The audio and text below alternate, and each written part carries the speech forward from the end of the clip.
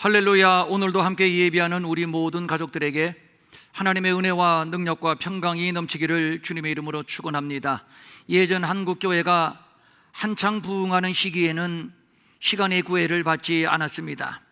아침부터 저녁까지, 저녁 먹고 통금 전까지 시간 가는 줄 모르고 말씀을 듣고 기도하며 은혜를 받았습니다. 드라마에 몰입을 하게 되면 시간이 가는 줄을 모르는 것처럼 강력한 성령의 임재, 은혜의 역사가 휘몰아치는 현장은 시간의 구애를 받지 않습니다. 시계를 보니 저녁이요, 또 시계를 보니 통금 시간입니다. 방석을 깔고 앉은 그 자리가 잠자리요, 그 자리에서 일어나 새벽 기도회를 하고 또 은혜를 받습니다. 예수님께서 빈들에서 말씀을 전하실 때에도 역시 그랬습니다. 은혜의 말씀에 깊이 몰입하다 보니 시간이 가는 줄 몰랐고 배가 고픈 줄도 몰랐습니다. 그리고 순식간에 저녁이 되었습니다. 목사로서 이런 생각을 해봅니다. 돈 버는 것에 구애받지 않고 은혜를 사모할 수는 없는가? 핸드폰에 누구에게 전화가 오지는 않았는가? 무슨 문자, 무슨 새로운 뉴스가 들어오지 않았는가? 전혀 궁금하지 않고 은혜 받기에 몰입할 수는 없는가 말입니다. 여호와를 경외하는 도는 정결하여 영원까지 이루고 여호와의 법도 진실하여 다 의로우니 금 곧 순금보다 더 사모할 것이며 꿀과 송이꿀보다 더 달다고 했는데, 정말 우리에게 하나님의 말씀이 순금보다 귀하게 느껴지며 꿀과 송이꿀보다 더 달게 느껴지며, 이 꿀을 받아 먹기에 시간이 가는 줄 모르고 배가 고픈 줄도 모르게 몰입할 수는 없는 것인지, 분단위로 시간을 쪼개어 사는 현대인들에게 쉬운 일은 아니지만 사모하는 열정이 식은 것은 아닌지, 성령의 역사가 식은 것은 아닌지 조심스럽게 성찰해 봅니다. 오늘 말씀은 바울이 3차 전도 여행을 떠나기 위하여 드로아에서 고별 설교를 할 때에 있었던 일입니다. 때는 주간의 첫날입니다. 안식 후 첫날이요, 부활을 기념하는 날이요, 이 날은 초대교회 공동체에서 자연스럽게 주일로 정착이 된 날입니다. 이 주일에 바울은 저들 앞에서 예배를 인도했다고 볼 수 있는데 떡을 떼며 하나님의 말씀을 강론했습니다. 여기에서 떡을 뗐다라고 하는 말은 애찬을 겸한 거룩한 성만찬을 말하는 것입니다. 나도 그리스도와 함께 부활하여 하나님의 자녀, 하나님의 백성이 되었다는 것과 우리는 그리스도 안에서 한 형제, 한 자매, 한 신앙 공동체가 되었다는 신앙 고백이 담긴 거룩한 예식입니다. 몇 시에 강론이 시작되었는지는 모르지만 밤중까지 강론이 계속되었다고 기록하고 있는 것으로 봐서 성령의 임재의 충만, 그래서 시간의 구애를 받지 않고 밤중까지 지속되었던 것입니다. 바울은 다음 날 이곳을 떠나게 될 것이고 언제 또다시 이 드로아에 오게 될지 기약이 없습니다. 그러기에 바울은 한 말씀이라도 더 가르치려고 열강을 했을 것이고, 청중들은 오늘이 지나면 위대한 사도의 강론을 더 이상 들을 수 없을 것이니만큼 이 귀한 시간 은혜 받는 일에 초집중했을 겁니다. 그러기에 현장의 분위기는 진지하고 뜨거울 수밖에 없었을 겁니다. 자연스럽게 바울의 강론은 밤중까지 계속되었고 공동체는 떡을 떼어 먹고 날이 새기까지 이야기하고 떠났다고 기록하고 있습니다. 본문은 당시의 집회 정황에 대하여 자세한 기록을 생략하고 있지만 부활을 기념하는 주일에 애찬을 나눴으니만큼 십자가의 구속, 그 은혜에 감격했을 것이고, 그러면 우리가 어떻게 증인되어 살 것인가를 결단했을 겁니다. 뿐만 아니라 귀신이 떠나고 병든 자가 일어나는 기적의 역사도 동반됐을 겁니다. 예전에 경험해 보지 못한 신령한 경험, 이렇게 은혜의 밤이 무르익어 가고 있을 때 유두고라고 하는 청년이 등장을 합니다. 본문은 유두고를 청년이라고 소개하고 있지만 원어의 맥락을 보면 15세 전후의 청소년이었을 것으로 보고 있습니다. 유두고라고 하는 이름의 뜻은 다행이다, 다행이다 이런 뜻인데, 학자들의 연구에 의하면 이런 이름은 당시 흔한 노예들의 이름이었으며, 따라서 유두고는 노예였을 가능성이 큰 것으로 보고 있습니다. 유두고가 주일에 하나님께 예배하며 당대의 최고의 사도라 일컫는 바울로부터 말씀을 듣고 은혜를 받기 위하여 교회에 왔습니다. 그런데 그만 그에게 사고가 발생을 합니다. 대형 사고입니다. 3층의 창에 걸터 앉아 졸고 있다가 그만 떨어져 죽은 것입니다. 이게 무슨 찬물을 끼얹은 사건인가요? 집회는 중단이 되고 사람들은 웅성거립니다.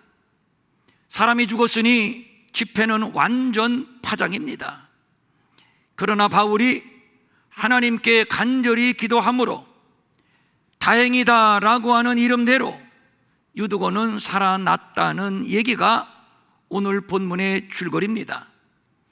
정말 다행입니다. 죽었다가 살아난 것만큼 다행스러운 일이 어디에 있고, 이만한 은혜, 이만한 기적이 또 어디에 있겠습니까? 그가 떨어져 죽은 것은 누구 때문이 아닙니다. 누가 창가로 올라가라고 한 것도 아니고, 누가 밀친 것도 아니고, 누가 졸라고 한 것도 아닙니다. 자기가 선택한 일이요, 완전히 자기의 부주의입니다. 그러므로 누구를 탓할 일도 아니고 누구를 원망할 일도 아닙니다. 이 죽음으로 유두고의 짧은 생애는 끝이 났습니다. 딱 합니다. 안 됐습니다. 운도 억세게 없는 인생입니다. 여기까지가 그의 운명이라면 운명입니다. 그런데 바울이 살렸습니다. 아니, 바울이 살린 것이 아니라 하나님이 살린 것입니다. 바울이 무슨 재주로 살리겠습니까? 성령의 나타나심과 능력입니다. 하나님의 은혜입니다. 완전히 일방적입니다. 그러니까 죽은 것은 전적으로 유두고의 책임이고 살린 것은 전적으로 하나님의 은혜, 우리가 구원 얻은 모습과 어찌 그리도 흡사한지요. 지난날 우리는 세상 풍조를 따르고 공중의 권세 잡은 자를 따랐습니다. 그리하여 육체의 욕심을 따라 지내며 죄의 노예로 살았던 본질상 진노의 자식이었습니다. 그런데 반전이 일어났으니 그는 허물과 죄로 죽었던 너희를 살리셨도다. 국률이 풍성한 하나님이 허물과 죄로 죽었던 우리를 살리셨습니다. 이를 성경은 너희가 그 은혜에 의하여 믿음으로 말미암아 구원을 받았으니 이것은 너희에게서 난 것이 아니요 하나님의 선물이라. 하나님의 일방적인 은혜, 일방적인 선물임을 말하고 있습니다. 당시의 현장에는 불이 환하게 밝혀 있었습니다. 우리가 모인 윗다락에 등불을 많이 켰는데 불이 환하게 밝혀져 있었음에도 유두고가 떨어진 것입니다. 무엇이 연상되나요? 그렇습니다. 참빛 곧 세상에 와서 각 사람에게 비추는 빛이 있었나니 그가 세상에 계셨으며 세상은 그로 말미암아 지은 바 되었으되 세상이 그를 알지 못하였고 자기 땅에 오매 자기 백성이 영접지 아니하였습니다. 예수 그리스도께서 참빛으로 세상에 오셨습니다. 그리고 세상을 비춥니다. 그런데 세상이 그를 알지 못했습니다. 영접하지 않았습니다. 왜 그랬을까요? 악을 행하는 자마다 빛을 미워하여 빛으로 오지 아니하나니 이는 그의 행위가 드러날까 함이요. 세상이 악하기 때문입니다. 얼마나 간과하면 하나님의 아들이 빛으로 오셨음에도 믿지를 않습니다. 보암직하고 먹음직하고 지혜롭게 할 만큼 탐스러운 것들로 가득한 세상, 할 수만 있으면 택하신 자들을 미혹하는 세상입니다. 하나님 나라의 복음을 듣고 하나님 나라의 기적을 보고 그 기적을 직접 경험했으면서도 끝까지 영접하지 않습니다.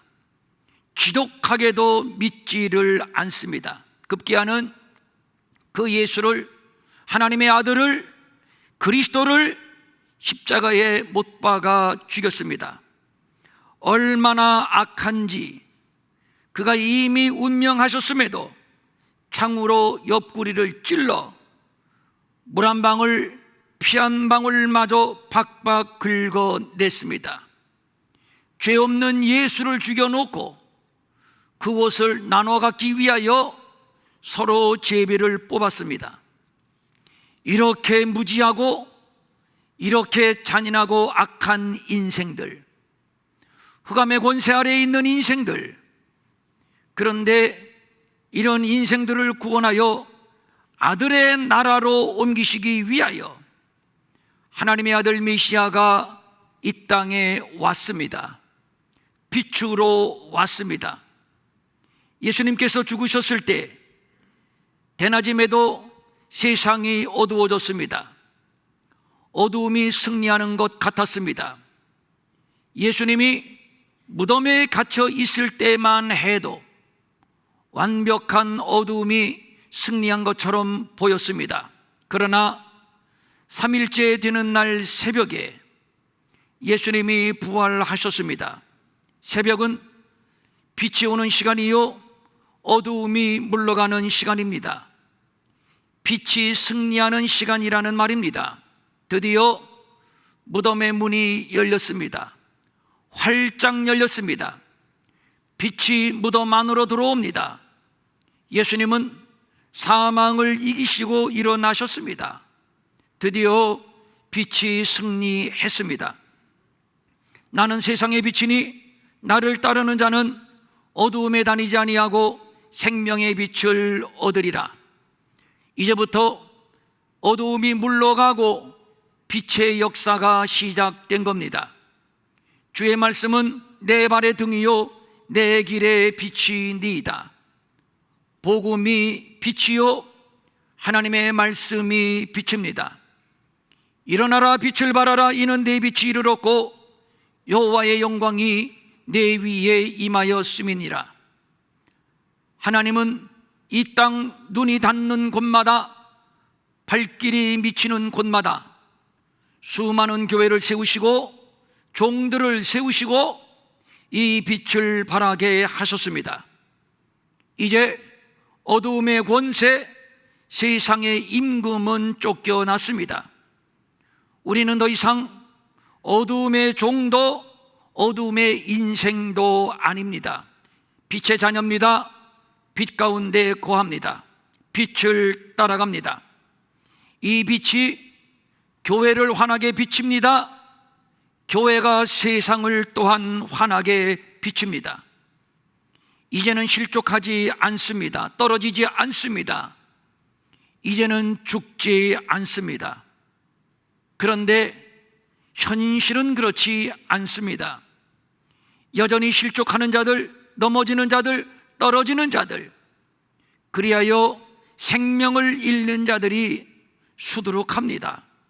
유두고처럼 말입니다. 왜 그럴까요? 빛 가운데로 나오지 않기 때문입니다. 빛을 거부하기 때문입니다. 병들었으면 병원에 가야지요. 의사에게 환보를 보여야지요. 그래야 삽니다. 그런데 어리석은 인생들, 건강한 자에게는 의사가 쓸데없고 병든 자에게라야 쓸데있느니라. 나는 의인을 부르러 온 것이 아니요 죄인을 부르러 왔노라.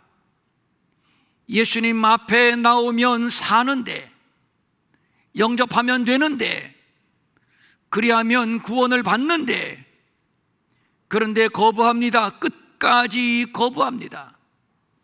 이것이 불행이요, 이것이 비극입니다. 예수님의 비유 하나를 소개합니다. 어떤 사람이 큰 잔치를 베풀었습니다. 그리고 사람들을 이 잔치에 초대합니다. 그런데 청함을 받은 사람들의 반응이 이렇습니다. 나는 밭을 샀기 때문에 못 가겠어요. 나는 소를 샀기 때문에 시험하러 나가야 돼요. 나는 장가 들었거든요. 아무래도 안 되겠어요. 충분히 핑계거리가 됩니다. 유두고의 입장도 역시 마찬가지입니다. 그에게도 합리적인 핑계거리가 있었습니다. 그가 노예였을 것이라고 말씀을 드렸습니다. 그는 일만 하는 자였고 그만큼 피곤했을 겁니다. 그럼에도 여기까지 온 것은 어떻게 하면 노예의 신분을 벗어날 수 있을까? 어떻게 하면 부자가 될 수 있을까? 어떻게 하면 나도 다른 사람들처럼 팔자를 고치고 즐기며 살 수 있을까? 유명한 사도가 와서 말씀을 전한다고 하니 팔자 고칠 기대감을 가지고 오기는 왔는데, 그런데 예수님이 부활하셨다는 등, 천국이 있고 영생이 있다는 등 비상식적인 이야기, 믿을 수 없는 얘기만 장황하게 늘어놓습니다. 나하고는 상관이 없는 얘기로구나. 성경에 자세한 기록은 없지만 충분히 상상이 가능한 얘기입니다. 다시 나갈 수 있는 분위기도 아니고, 하여 눈을 지그시 감고 잠을 청했을 것이고, 그러다가 떨어져 죽게 된 겁니다. 합리적인 핑계거리, 그러나 냉정한 것 같지만 믿음의 핑계는 통하지 않습니다. 믿음의 문은 좁은 문이요, 믿음의 길은 좁은 길이요. 이 전제를 잃어버리면 낭패를 당하게 됩니다. 유두고처럼 말입니다. 십자가를 앞에 둔 예수님께서 3명의 제자들과 함께 겟세마네에 기도하러 가셨습니다. 그리고 제자들에게 부탁을 합니다. 제자들아, 시험에 들지 않게 깨어 기도하라. 깨어 기도하지 않으면 시험에 들고 만다는 엄중한 충고입니다. 그럼에도 제자들은 잤습니다. 그런 제자들을 보고 예수님이 말씀합니다. 마음에는 원이로되 육신이 약하구나. 제자들은 육신이 피곤했습니다. 그래서 잠을 잤습니다. 어쩔 수 없는 육신의 연약함, 예수님도 이것을 아셨습니다. 그러나 거기까지입니다. 육신이 약하다는 것, 피곤하다는 것 충분히 이해는 하지만, 그러나 그것으로 실패가 합리화, 정당화 되지는 않는다는 것입니다. 나는 밭을 샀기 때문에 못 가겠어요. 소를 샀기 때문에 못 가겠어요. 장가 들었기 때문에 못 가겠어요. 안 되겠어요. 충분히 합리적인 이유, 이해는 합니다만, 그러나 그 합리적인 이유, 합리적인 핑계가 우리를 구원하지 못합니다. 유두고의 결정적인 불행은 창문에 걸터 앉았다는 것입니다. 교회까지는 들어왔습니다. 은혜를 입는 현장까지는 어떻게 들어왔습니다. 들어와서 졸기는 했지만 창문에만 걸터 앉지 않았더라면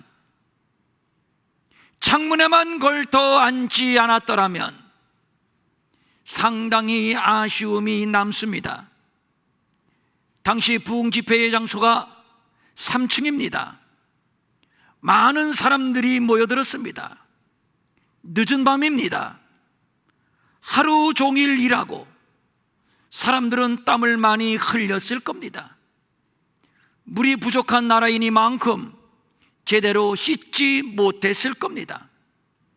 여기에 많은 사람들이 빽빽이 들어찼습니다. 그리고 등불을 많이 켰습니다. 생각해 보십시오. 전기가 있는 시대도 아니고 기름을 태우는 초롱불 정도였을 것인데 그을음과 연기가 많이 발생했을 겁니다.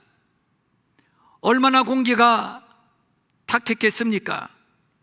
사람들의 땀 냄새, 그을음과 연기, 여기에 기름 타는 냄새까지. 은혜가 아니면 도저히 앉아있기가 역겨운 환경입니다. 교회가 그런 곳입니다. 그런데 이런 곳에 빛이 밝혀지고 이런 곳에 말씀이 선포되고 그래서 교회는 부흥하고 그래서 교회는 역동하는 것입니다. 저희 아버님이 60년대, 70년대에 전국을 다니면서 성령운동 하실 때의 말씀을 종종 하십니다. 그 당시에는 기도원에서 부흥회를 많이 했는데 지금처럼 시설이 그렇게 현대적이지 않았습니다. 자기가 가져온 텐트를 기도원 주변에 치고 그곳에서 자고 그리고 계곡에 내려와서 양치하고 세수하고 목욕하고 그리고 그 물을 받아서 밥을 해 먹으면서 부흥회를 했습니다. 여름에 군용 텐트를 치고 집회를 하는데 군용 텐트 이거 무지 덥습니다. 그런데 그 안에 들어앉아 불길 같은 성신이여 간구하는 우리에게 빈들의 마른 불같이 메마른 내 영혼에 성령을 부으소서. 박수를 하며 찬송을 부르니 열기에 열기를 더합니다. 그런데 갑자기 비가 옵니다. 바람이 붑니다. 천막이 날아갑니다. 그럼에도 꼼짝하지 않고 찬송을 부릅니다. 말씀을 듣습니다. 기도를 합니다. 그 현장에 불이 떨어집니다. 성령이 임하는 곳에 시간의 구애를 받지 않는다고 말씀을 드렸는데 하나 더 추가해서 말씀을 드릴까요? 성령이 강력하게 역사하는 곳에는 환경의 영향을 받지 않습니다. 덥고 비 오고 바람 불고 냄새 나는 것쯤은 문제가 아닙니다. 본문에 들어와 성도들이 바로 그렇게 은혜를 받고 있었음이 충분히 상상이 됩니다. 그런데 유두고는 더위가 싫었습니다. 냄새가 싫었습니다. 권태가 밀려옵니다. 짜증이 밀려옵니다. 그래서 그는 신선한 바깥바람을 쐴 수 있는 곳, 바깥 냄새를 맡을 수 있는 곳을 찾았습니다. 창틀이 눈에 들어옵니다. 그곳은 안성맞춤입니다. 하여 그곳에 걸터 앉았습니다. 바깥바람이 코의 점막을 시원하게 합니다. 나름 명당에 앉았다고 쾌재를 부릅니다. 그리고 좁니다. 성경은 유도고가 그곳에 앉아서 깊이 졸았다고 말하고 있습니다. 창틀에 앉아 깊이 조는 유두고의 모습을 한번 상상해 보십시오. 얼마나 불안한가요? 얼마나 위태한가요? 저러다간 큰일 나지. 역시나 졸다가 떨어집니다. 목사로서 이런 유의 성도들을 참 많이 봅니다. 예수 믿는 일에 집중하지 못하고 비좁다, 덥다, 냄새난다, 불평합니다. 두리번 거립니다. 그리고 찾아 올라가는 곳이 창틀입니다. 적당히 세상 공기도 맡고 적당히 세상 구경도 하고 믿는 것도 아니고 안 믿는 것도 아니고 뜨거운 것도 아니고 차가운 것도 아닙니다. 이런 자들을 향해서 성경은 경고합니다. 내가 이같이 미지근하여 뜨겁지도 아니하고 차지도 아니하니 내 입에서 너를 토하여 버리리라. 이것을 알아야 합니다. 교회 공동체에 허물과 약점이 크게 보이고 내 안에 불평이 싹트고 은혜 받는 일에 집중하지 못하고 두리번 자기 편한 곳을 찾아 올라가는 사람들, 하나님의 말씀이 귀에 들어올 리 없습니다. 결국에는 졸게 되어 있습니다. 결국에는 자게 되어 있습니다. 결국에는 떨어지게 되어 있습니다. 남들은 불평 없이 낮은 곳에서 겸손하게 하나님의 말씀을 받는데 왜 유독만 높은 곳으로 올라가나요? 왜 내려다보나요? 교만입니다.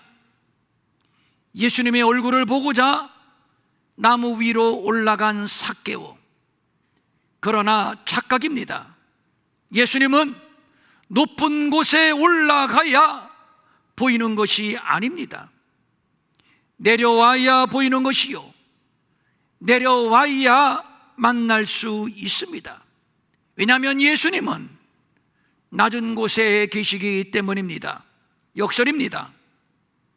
예수님이 삭개오를 향하여 말씀합니다. 삭개오야 내려와라. 삭개오가 내려왔을 때 예수님은 그에게 말씀합니다. 이도 아브라함의 자손이로다. 하나님은 교만한 자를 물리치시고 겸손한 자에게 은혜를 베푸십니다. 예수님도 우리를 만나시기 위하여 하늘 보호자 그 영광을 버리고 낮고 천한 이 땅 처녀의 몸에 말구 유에 그리고 무덤에까지 내려오셨습니다. 성경은 유도고가 깊이 졸았다고 보도하고 있습니다. 졸음에 완전히 압도되었다는 뜻인데 그는 이미 졸음을 이기지 못할 정도로 영적 나태, 영적 무능, 그러니까 유도고는 창틀에 올라가기 전에 이미 그는 죽어 있었던 것입니다. 죽어 있었던 것입니다. 사대교회를 향해서 지적하신 말씀이 이것입니다.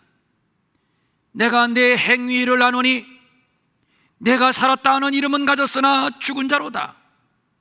유두고 그는 살았다 하는 이름은 가졌으나 이 교회 공동체 안에 함께 어울려 있었지만 그러나 실상 이미 그는 죽은 자였습니다.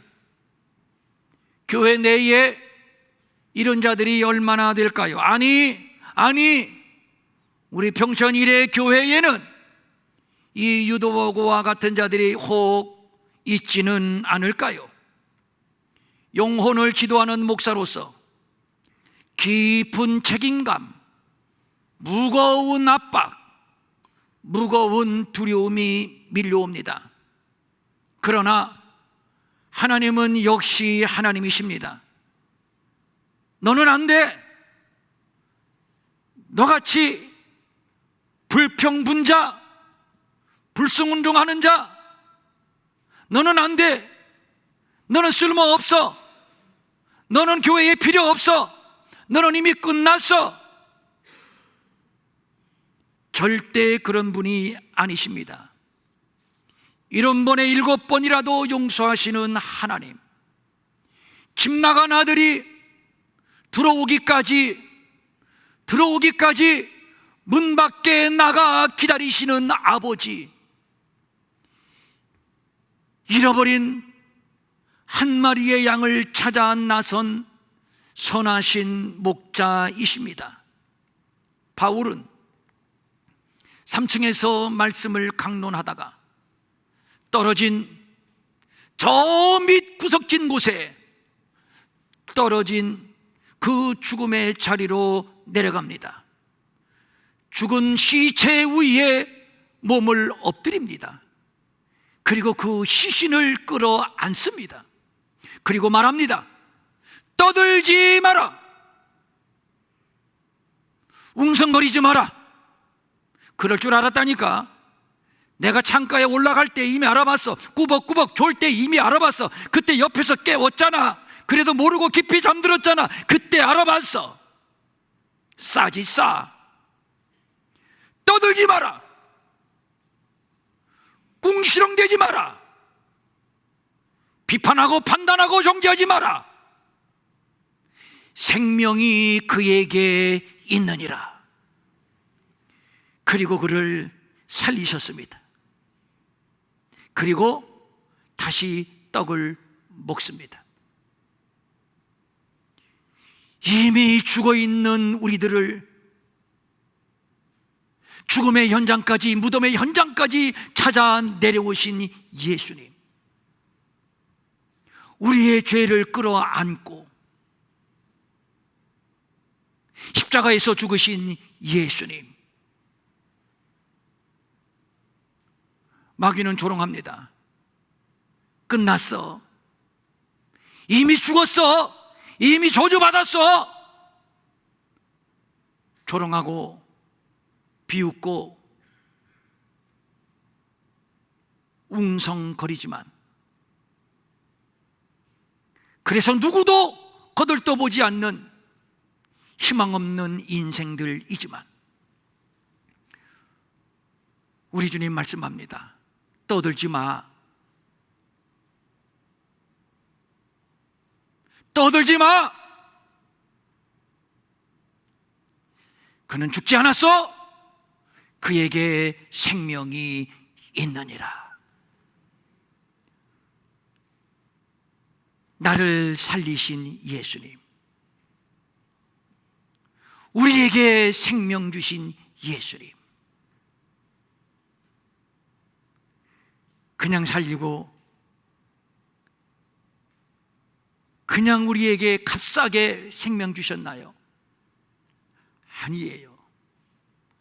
죽어 있었던 우리들, 부정한 우리들, 더럽고 냄새나고 이미 저주받은 우리들, 바울이 죽은 유두고를 아는 것처럼 주님이 바로 나를 안아주셨습니다. 꼭 안아주셨습니다. 그리고 나 대신 십자가에서 죽으시고 부활하시고, 나를 믿는 자는 죽어도 살고 영원히 죽지 아니하리라 하신 그 주님의 약속의 말씀대로 우리를 살려주셨습니다. 우리에게 생명을 주셨습니다. 아주 중요한 얘기입니다. 사람들은 교회가 썩었다고 말합니다. 교회가 세상보다 더 타락했다고 말합니다. 온 매스컴이 동원되어 교회를 매도합니다. 100번 양보해서 그렇다 치십시다. 그럼에도 교회에서는 지금도 떠들지 마. 그에게 생명이 있느니라. 생명의 역사, 구원의 역사가 끊임없이 날마다 매일 이곳에서 일어나고 있습니다. 지금도 열방 구석구석에서 진행형입니다. 어두운 세상에 교회가 유일한 소망이라고 하는 이유가 바로 여기에 있습니다. 이 은혜로 우리가 살게 되었습니다. 아직도 유두고 같은 자들이 있다고요? 그래서 저 안목에는 아무래도 안 되겠는데 그렇게 보이나요? 아니, 어쩌면 우리 교회가 유두고인지도 모릅니다. 그래서 지금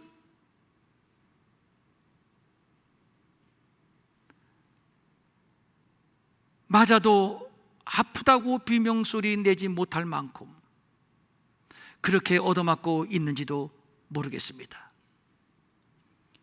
그런데 이 교회를 향해서 우리 주님 말씀합니다. 떠들지 마.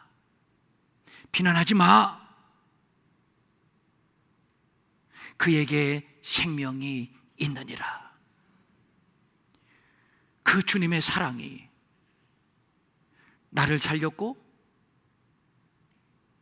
너를 살렸고 우리 모두를 살렸고 지금도 이 살아나는 생명의 역사는 계속되고 있습니다. 주님 오실 때까지 계속 진행이 될 겁니다. 그래서 세상이 죽었다고 할 때, 가망이 없다고 비난하고 조롱할 때 우리는 이렇게 힘있게 외칩니다. 당신들이 볼 때 죽은 것처럼 보이지만 아니요, 아니요. 떠들지 마시오. 그럼에도 생명이 교회에 있노라. 안목에가 참 눈에 거슬립니까? 생명이 그에게도 있노라. 여러분, 열심히 전도하는데도 전혀 반응이 없는 사람들 있지요. 저 같은 인생은 지옥 가도 싸. 정말 거스르는 사람이 간혹 있어요. 우리 주님이 우리한테 말씀합니다. 너 궁시렁 대지 마. 내가 뭔데 궁시렁 대니? 그에게 생명이 있노라. 그래서 교회는 영원한 우리의 소망입니다. 아멘. 일어나셔서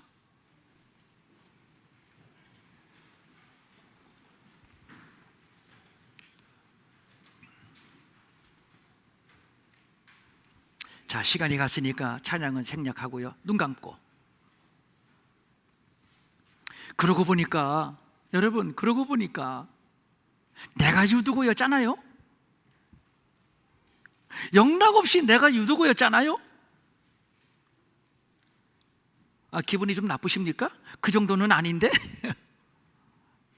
뭐 아닙니까? 다 거기서 거기죠. 그러고 보니까 여기 한 목사가 유두고였어요. 우리 모두가 유두고였어요. 그래서 마귀가 비난하고 조롱하고 끝났다 잔인하게 정죄할 때 아니야, 떠들지 마. 저 한홍식이에게 생명이 있노라. 강수호에게 생명이 있노라. 그래서 살아난 거 아닙니까? 자, 가슴에 손 대고 예수 어린 양 내 구주 나에게 생명이 있노라. 다 같이 시작. 예수 어린 양 내 구주 나에게 생명이 있노라. 우리 교회 뭐 마음에 안 드는 거 많이 있잖아요. 목사 마음에 안 드는 것도 거슬리는 거 있잖아요. 많이 있죠. 예. 그래서 이 교회 뭐 다녀봐야 뭐가 있겠나, 그런 생각하시는 분 혹 계십니까? 예수 어린 양 내 구주 평생 이레교회에 생명이 있노라. 다 같이 시작. 예수 어린 양 내 구주 평생 이레교회에 생명이 있노라. 이제 여러분 한 주간 동안 우리 가족의 이름을 부르면서 이렇게 선포할 겁니다. 여러분의 전도 대상자 이름을 부르면서 선포할 겁니다. 안 된다고, 틀렸다고 단정하지 마. 단정하지 마. 떠들지 마. 궁시렁대지 마. 그에게 생명이 있노라. 주님이 안아주시면 생명이 들어옵니다. 자, 성령님, 생명의 영이여, 생명의 성령이여, 생명의 성령이여, 이 시간 우리에게 기름을 부으소서.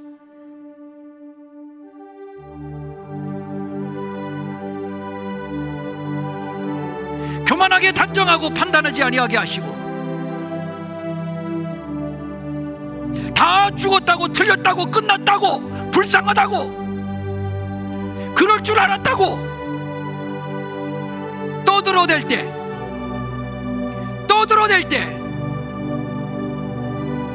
바울은 말합니다. 떠들지 마라. 생명이 그에게 있노라.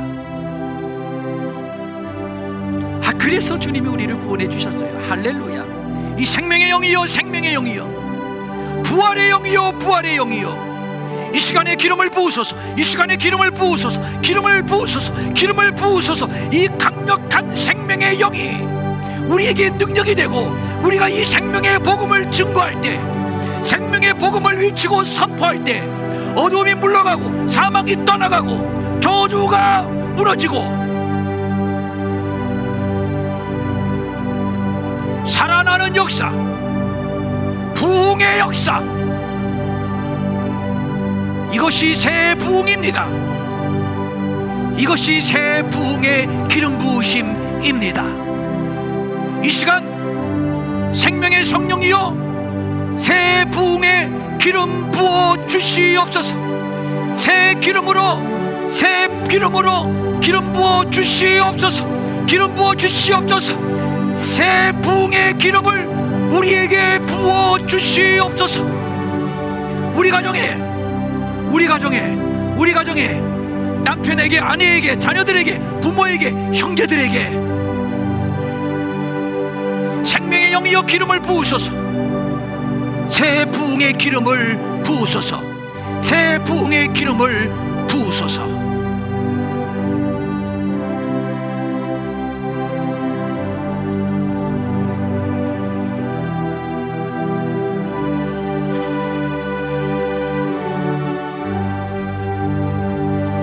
이 시간 생명의 영이여 기름을 부으소서. 새 부흥의 기름을 충만 부어주시옵소서. 일어나게 하옵소서. 어떤 영혼이든지 일어나게 하옵소서. 어떤 영혼이든지 소생하게 하옵소서. 어떤 영혼이든지 이 새 부흥을 경험하게 하시고, 이 새 부흥의 공동체 안에 참여하게 하옵소서. 하나님 아버지, 그렇습니다. 내가 유두고였군요. 어떻게 팔자 한번 고쳐보려고 교회 안에 들어오기는 했는데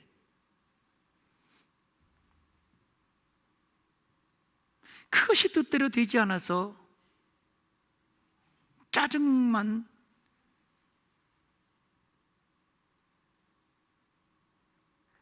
쏟아냈는데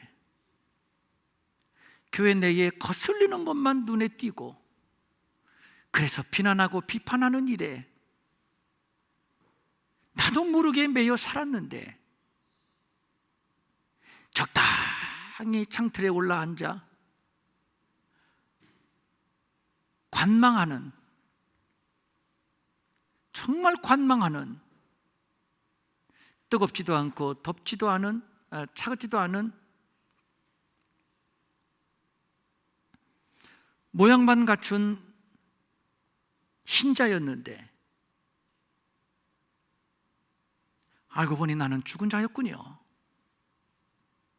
그런데 우리 주님이 아니야, 너는 죽지 않았어, 안아주시고 구원하시고 생명 주시고,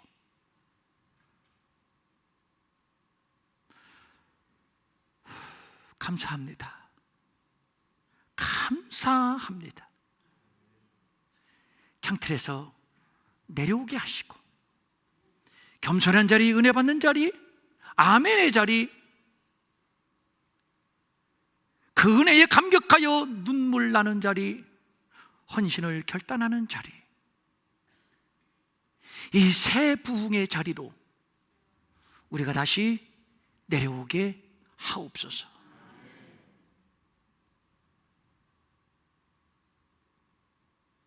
그에게 생명이 있느니라.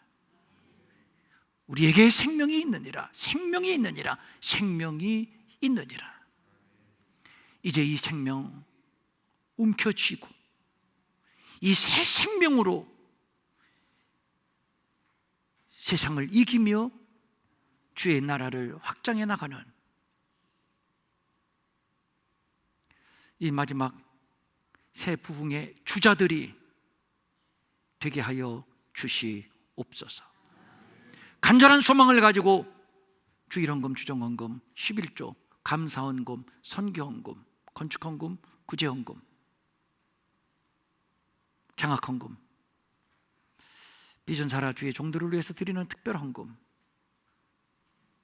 주님께 올립니다. 받아주시고 이제 우리에게 이 새 부흥의 기름 부으심이 충만하고 이 새 부흥이 역동으로 일어나게 하시고, 내가 살고 가정이 살고 교회가 살고 이 한국교회가 다시 일어나고 우리의 조국이 다시 일어나는 새 부흥의 역사에 기폭제가 되게 하여 주시옵소서.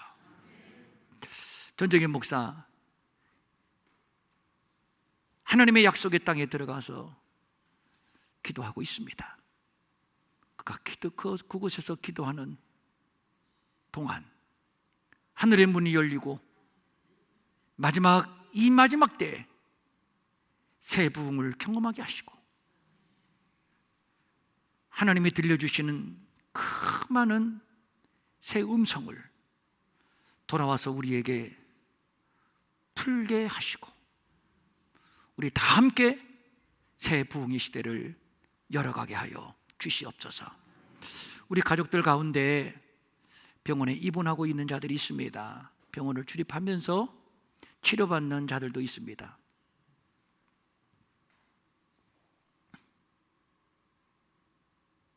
나사렛 예수의 이름으로 명하노니, 여러분 아픈 데 손 대시고요. 나사렛 예수의 이름으로 명하노니, 병상 그곳에 주님이 찾아가시고 아픈 우리의 몸에 주님이 직접 손을 대주시고,